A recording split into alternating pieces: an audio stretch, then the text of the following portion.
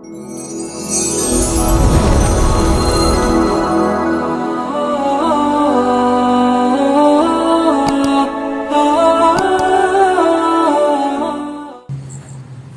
hamdalillah nahmaduhu wa nasta'inuhu wa nastaghfiruh wa na'udzu billahi min sururi anfusina wa min sayyiati a'malina may yahdihillahu fala mudhillalah wa may yudlil fala hadiyalah. Asyhadu an la ilaha illallah wahdahu la syarikalah wa asyhadu anna Muhammadan abduhu wa rasuluh, amma ba'du. Bapak Ibu yang saya hormati, alhamdulillah di sore hari ini kita bisa bertemu kembali, bisa kajian, dan di sore hari ini kita akan melanjutkan bahasan terdahulu, yaitu kisah para nabi Allah yang diabadikan oleh Al-Quran maupun yang tidak tercantum oleh Al-Quran. Nah, di sore hari ini yang akan dibahas adalah kelanjutan dari kaum Ad, yaitu kaum Samud. Makanya jangan heran apabila di Quran Allah menyebut Samud dengan nama Ad kedua. Jadi Ad generasi kedua, karena setelah oleh Allah diajab kaum Ad ini, maka ada yang lanjutannya, yaitu kaum Samud, kaumnya Nabi Soleh alaihissalam ya. Nah, inilah kisah Nabi Soleh yang diabadikan oleh Al-Quran. Itu surat-suratnya ini lengkap. Ada yang pertama di Quran surat Al-A'raf ayatnya 73 sampai 79. Kemudian ada juga di Quran surat Asy-Syu'ara surat ke-26 ayatnya 141 sampai 149. Kemudian ada juga di Al-Hijr itu ayatnya 80 sampai 84. Kemudian di surat Hud itu ada di ayat ke-61 sampai 68. Kemudian di surat Al-Isra itu ada di ayat ke-59. Kemudian surat Fussilat surat ke-41 itu ayatnya 17 dan 18. Kemudian di surat An-Naml surat Semut itu ada di 45 sampai 53, ini paling panjang tuh An-Naml ini. Kemudian di Al-Qamar itu Quran surat ke-54 ayatnya 23 sampai 32. Kemudian Asam ini ada di Juz Amma nih, wasam siwa duhaha itu ayat kadzdzaba samudu wala tahata ya. Kadzabat berarti kaum Samud telah mendustakan. Asam itu Asam ayatnya 11 sampai 15. Kemudian terakhir ada di surat Ibrahim ayatnya 8 sampai 9. Itulah yang saya rekam, yang saya baca kisah Nabi Soleh di dalam Al-Qur'an.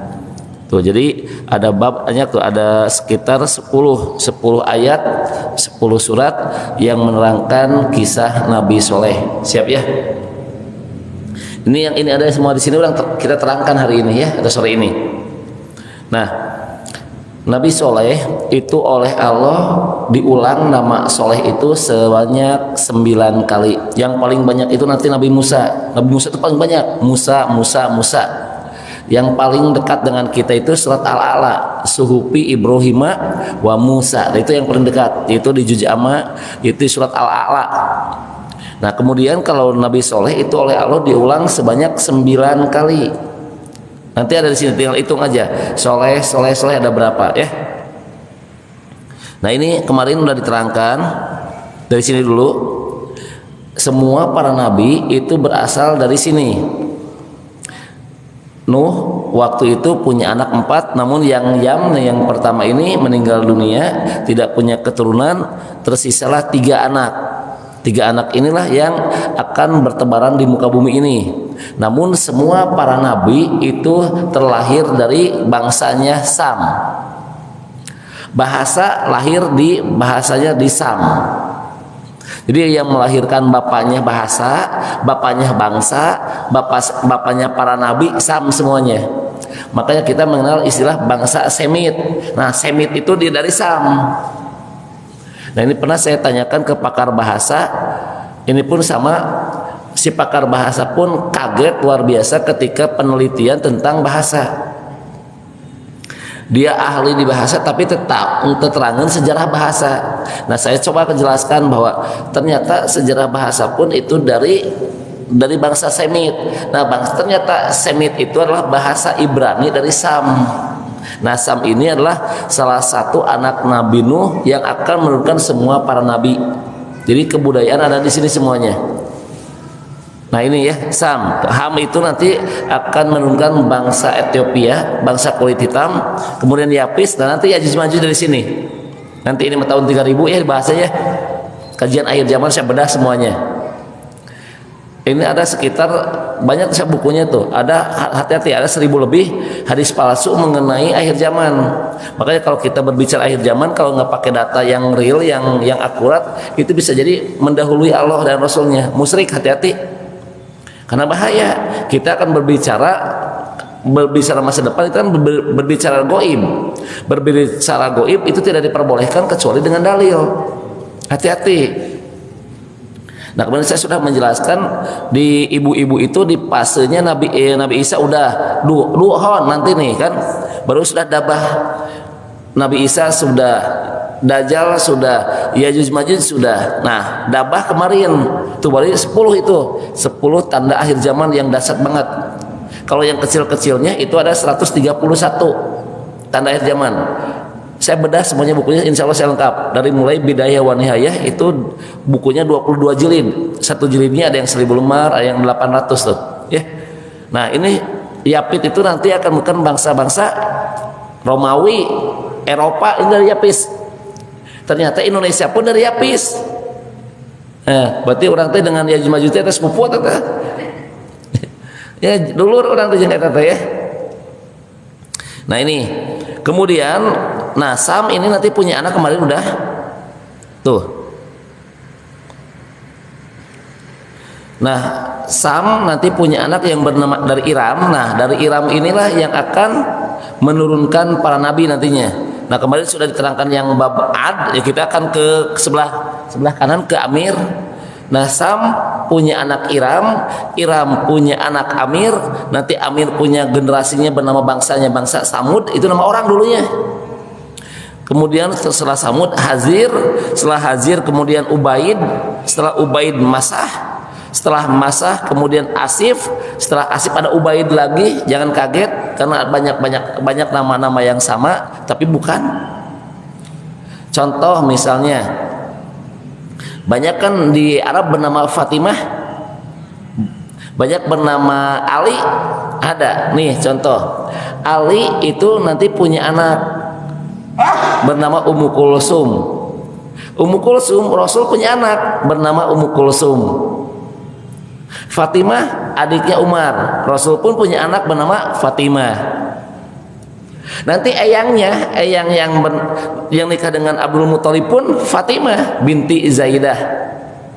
Jadi banyak nama-nama yang sama, namun orang Arab itu membedakannya dari segi bapaknya, binnya nanti. Makanya hati-hati terjadinya hadis doib itu dari nama. Pernah dengar nggak kasus yang telunjuknya gini ketika sholat dengan yang satu ini? Itu kan ada yang mendoibkan gara-gara nama yang salah. Ada di Qur'annya ada tulisan Jaidah dengan Ziyadah. Padahal kan ada kalau misalnya kalau Jaidah madoib, kalau Ziyadah mah sahih, tulisannya mirip. Yang diuploadnya misalnya Jaidah, ya tuh ada namanya Jaidah. Jaidah itu doib padahal salah nulis, harusnya Ziyadah misalnya. Nah itu jelasnya, apalagi kalau zaman dulu mah kan tidak ada harokat, tuh pinter-pinter maca.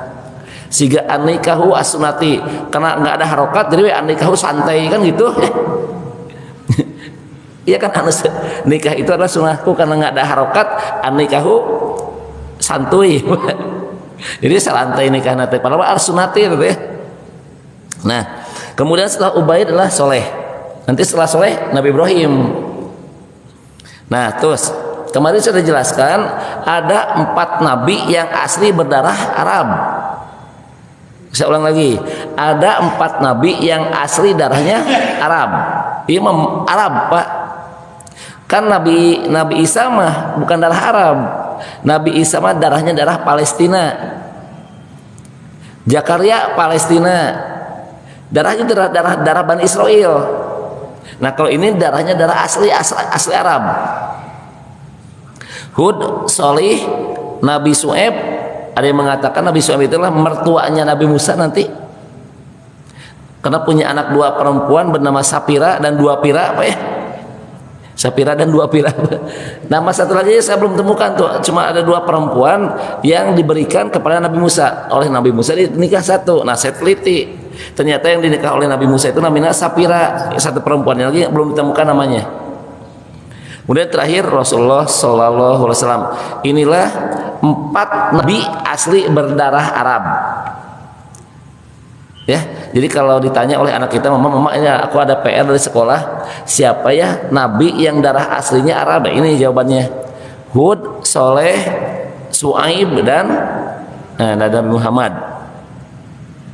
Nah, ini sebelumnya hampir semua, bukan hampir semua, semuanya tugas para nabi dan rasul itu tidak banyak, Pak. Sebetulnya cuma 2. Yang pertama mengenalkan Allah, yang keduanya memperingatkan bahwa akan ada kehidupan setelah kematian ini. Nah, Nabi Soleh, kemudian generasi sebelumnya Nabi Hud, sebelumnya lagi ada Nabi Nuh, sebelumnya lagi ada Idris, Adam, itu semuanya memperkenalkan Allah. Cuma kalau yang disebut Rasul pertama Nuh.